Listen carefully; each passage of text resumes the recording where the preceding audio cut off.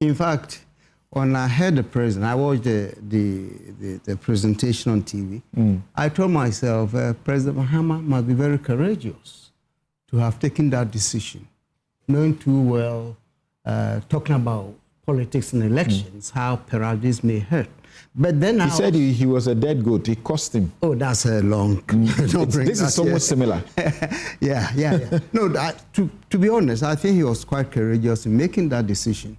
And of course, you just also alluded to the fact that perhaps if we were close to elections, he wouldn't have made it. But nonetheless, you see, I've been listening to these debates about cocoa.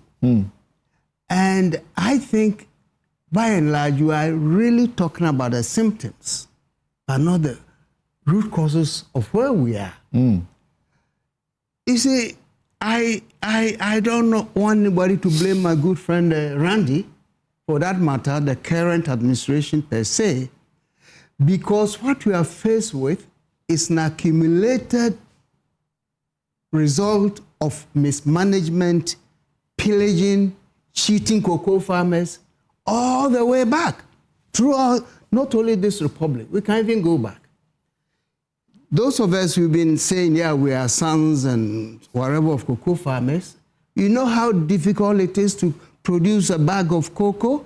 You walk miles with a bag on your head. Look, and all these years, educated people like us, we have used our knowledge, quote unquote, to cheat farmers all along. Not only that, to manage this sector in such a way that it has become almost non-sustainable. Look, as we sit, there are some countries who never thought of producing cocoa, who are cultivating cocoa. China is, Thailand is, I know that for a fact. Malaysia is even trying. Hey, Burkina Faso, do you know somebody is producing local chocolate from cocoa that he grows? I won't be surprised if very soon we go to Burkina to ask for additional cocoa for us to be able to export cocoa. The point I'm making is that we have been very happy and quick to capitalize on the income from the sweat of farmers over the years.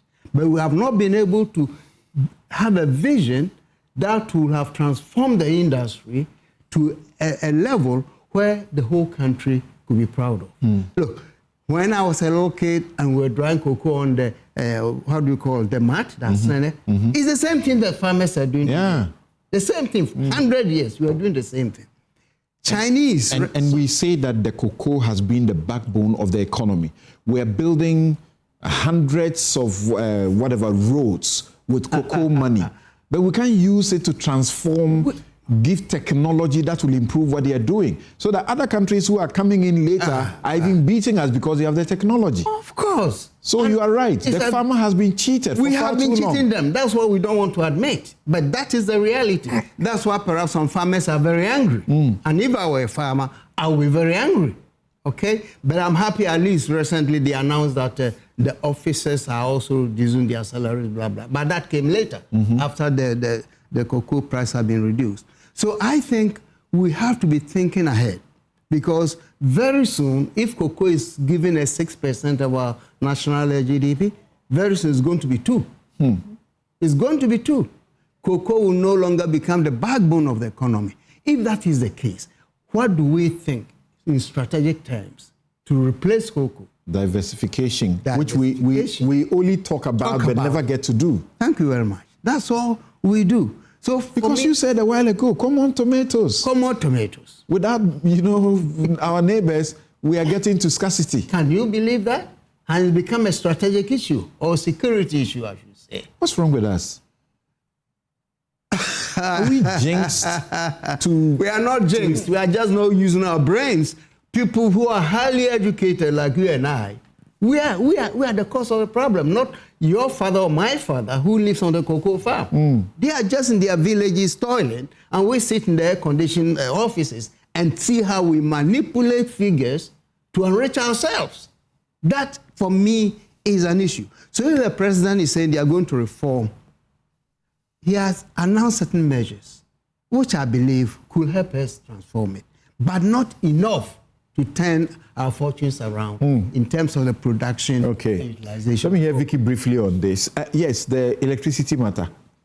Yeah, I didn't finish it, but that's all right. Go ahead. What's because the glad that my good friend Eduji mentioned, glut of rice, of eggs, of that. This is not the first time I've heard of glut of rice on the market. What did we do? Simple silos to store. We have not been able to do that.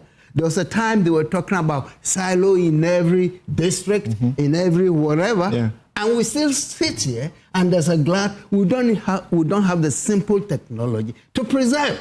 So, like you said, what's wrong with us? What do you make of the floodgate effects that he was talking about? That once you go to the rescue of the cocoa farmers, all of them, all other farmers of various other if products. That fear is going to chicken us away from taking bold decisions, I'm afraid, where do we go? The president says this is the boldest decision he had to take. Well, he has to go further. It's bold in terms of really annoying the farmers. There's no question at all about that. But he needs to. It's bold in terms of annoying the farmers. And of course, the processing of cocoa. Look, back in 2003, President Kufuor announced it. He brought in Cargill Company to process cocoa. And the idea was that every year, if you can process 10%, whatever, within 5, 10, 15 years, by now. He took us to the 1 million, ton mark. That is the production.